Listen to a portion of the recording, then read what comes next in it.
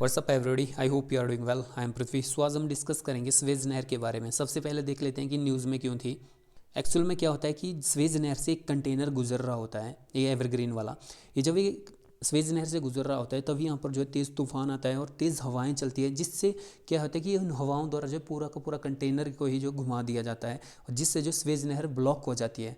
ठीक है, जिसकी वजह से जो है ये आज न्यूज़ में है। ये है आपके सामने अफ्रीका महाद्वीप। तो जो स्वेज नहर है ना वो इजिप्ट में है। ओके, ये है इजिप्ट की राजधानी है काहिरा। ठीक है, और यहाँ पर जो है स्वेज कैनाल है। ठीक है, स्वेज कैनाल रेड सी को मेडिटेरियन सी, भूमध्य सागर से जोड़ती है। ठीक है, एक इम्पॉर्टेंट जो है रास्ता है जो यूरोप और एशिया के बीच में व्यापार का, स्वेज कैनाल। और आप इजिप्ट की लोकेशन देखोगे ना तो ये इजराइल के साथ जो सीमा साझा करता है, इसके जॉर्डन है। ठीक है, अब बात करते हैं जब स्वेज कैनाल नहीं बनी थी तो जो है व्यापार जो है यूरोप या एशिया के बीच में वो कहाँ से होता था। एक तो था वो सिल्क रोड से होता था, दूसरा जो था वो ये वाला रास्ता था जो मोजाम्बिक चैनल से होकर गुजरता था और नीचे केप ऑफ गुड होप से होकर जो है यूरोप जो है हमारे जो है जहाज़ पहुँचते थे, या यूरोप के जो है जहाज़ जो है इस रास्ते से होकर आते थे। ये रास्ता जो था वो 300 माइल का था, या किलोमीटर में बात करें तो 19,800 किलोमीटर का था। और जब स्वेज कैनाल बन जाती है तो तब ये दूरी बहुत कम हो जाती है और इसकी लंबाई रहती है 7,200 माइल, व किलोमीटर में बात करें तो 11,600 किलोमीटर। मतलब एक इम्पॉर्टेंट वे बन गया था यूरोप व एशिया के बीच का कनेक्टिविटी का। और इस टाइम में जो था ये ब्रिटेन का जो था लगभग पूरा एशिया व अफ्रीका में बहुत सारे उपनिवेश थे। ठीक है, उसके लिए तो ये सोने पे सुहागे की बात थी। अब बात करते हैं स्वेज नहर के निर्माण पर। 1859 में जो है इजिप्ट जो है स्वेज नहर के निर्माण का कार्य जो है फ्रांसीसी कंपनी को देता है। और फ्रांसीसी कंपनी 10 साल के अंदर अंदर मतलब 1859 में 1869 में जो है स्वेज नहर का काम जो है पूरा कर देती है।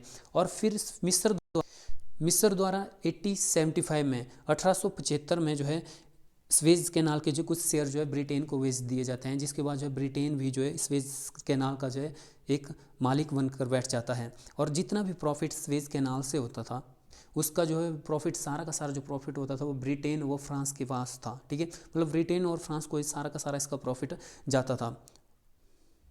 फिर क्या होता है, एक लंबे दौर के बाद मतलब 1875 के बाद 1875 से 1954 1954 में एक बहुत बड़ा राजनीतिक फेरबदल होता है और इजिप्ट के प्रधानमंत्री बनते हैं जमाल अब्दुल नासिर। ठीक है, जमाल अब्दुल नासिर जो है इजिप्ट के प्रधानमंत्री बनते हैं और इनके द्वारा जो है 2 साल बाद 1954 में इजिप्ट के प्रधानमंत्री बनते हैं और 1956 में जो है ये स्वेज नहर का राष्ट्रीयकरण कर देते हैं। 1956 में जो स्वेज नहर का क्या हो जाता है, राष्ट्रीयकरण हो जाता है। और अब जो है स्वेज नहर जो है पूरी तरह जो है इजिप्ट सरकार की संपत्ति थी। मतलब अब जितना भी प्रॉफिट होगा, मतलब पूरा का पूरा अधिकार जो था वो स्वेज नहर पर किसका था, तो इजिप्ट सरकार का था। तो इसी बात पर आपको क्या लगता है कि फ्रांस और ब्रिटेन द्वारा जब इजिप्ट ने जो है इसका राष्ट्रीयकरण किया होगा तो वो एक कंट्री क्या चुप बैठी होंगी? तो नहीं। तो फिर क्या होता है कि फ्रांस और ब्रिटेन ने जो है इजिप्ट को सैन्य कार्रवाई करने की धमकी दी। मतलब करने की क्या धमकी दी, मतलब फ्रांस और ब्रिटेन ने इजिप्ट पर जो है हमला कर दिया और इसमें जो है इन दोनों कंट्री के साथ इजराइल भी शामिल हो गया। फिर क्या होता है कि यूएसए और रसिया के बीच में आपको पता है उसमें जो है शीत युद्ध चला हुआ था। उसी दौरान जो है यूएसए ने और रसिया ने, इंडिया, वो जो नई कंट्रियाँ बनी थी उन्होंने, यहाँ तक कि ब्रिटेन की जनता ने भी जो है ब्रिटेन का जो है विरोध किया, जिसके दबाव में आकर जो है ब्रिटेन को वापस हटना पड़ा। अगर आपसे एग्जाम में पूछा जाए कि स्वेज नहर संकट क्या है, तो गाइज यही था स्वेज नहर संकट कि जब मिस्र में जो है जब जमाल अब्दुल नासिर द्वारा जो नासिर की सरकार द्वारा जो स्वेज नहर का जो राष्ट्रीयकरण किया गया, तो ब्रिटेन फ्रांस द्वारा जो है इसका क्या किया गया, ब्रिटेन फ्रांस द्वारा जो है इजिप्ट पर जो है हमला किया गया, जिसका जो विरोध फिर जो है यूएसए, यूएसएसआर, इंडिया जैसी जो कंट्रियाँ हैं वो करती हैं, जिसके दबाव में आकर जो है फिर ब्रिटेन जो है पीछे हट जाता है। और इसी को कहते हैं हम क्या, स्वेज नहर संकट।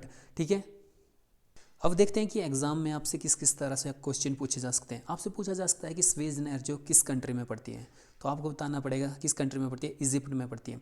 आपसे पूछा जा सकता है कि स्वेज नहर जो किन 2 सागरों को आपस में जोड़ती है, तो लाल सागर और भूमध्य सागर।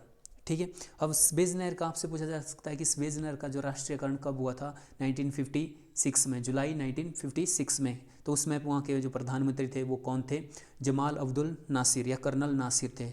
ओके, सो इस वीडियो में बस इतना गाइज, मिलते हैं नेक्स्ट वीडियो में, तब तक के लिए बाय बाय गाइज।